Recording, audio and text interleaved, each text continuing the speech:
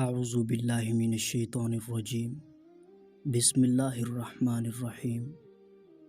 تمام دیکھنے اور سننے والوں کو السلام علیکم۔ پیارے دوستو، پرانے زمانے کی بات ہے کہ ایک بادشاہ نے بہت عالیشان محل تعمیر کیا، جو دیکھتا بس دیکھتا ہی رہ جاتا۔ محل نہیں تھا، جنت کا ایک ٹکڑا تھا۔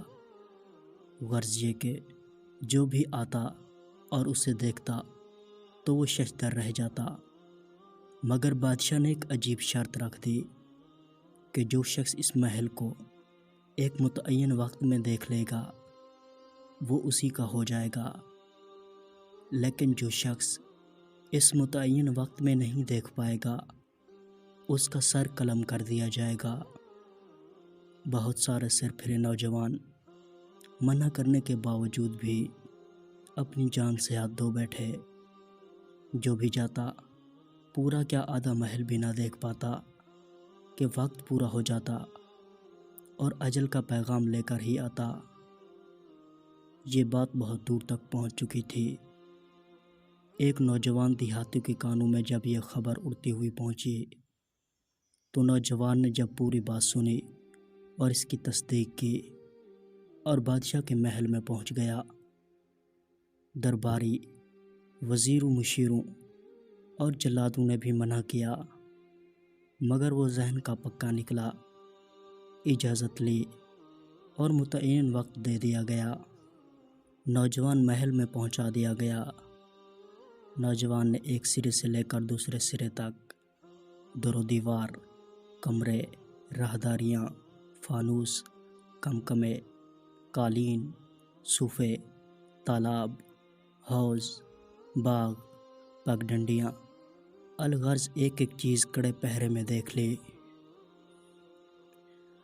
اور وقت ختم ہونے سے پہلے بادشاہ کے روبرو پیش کر دیا گیا۔ بادشاہ اور تمام درباری گویا سناٹے میں آ گئے۔ بادشاہ نے کہا، نوجوان، میں اپنی شرط پر قائم ہوں۔ محل اب تیرا ہوا، مگر یہ بات سمجھ نہیں آئی کہ وقت ختم ہونے سے پہلے تم نے اتنا خوبصورت محل کیسے دیکھ لیا؟ تم سے پہلے جو بھی گیا، کوئی باغ میں پہنچ کر باغ کی خوبصورتی میں کھو گیا، کوئی کیاریاں، کوئی کمکمے، کوئی در و دیوار کے نقش و نگار میں کھو گیا اور وقت ختم کر دیا اور اپنی جان گنوا بیٹھا۔ تم نے پورا وقت بھی نہیں لگایا اور محل بھی دیکھ لیا۔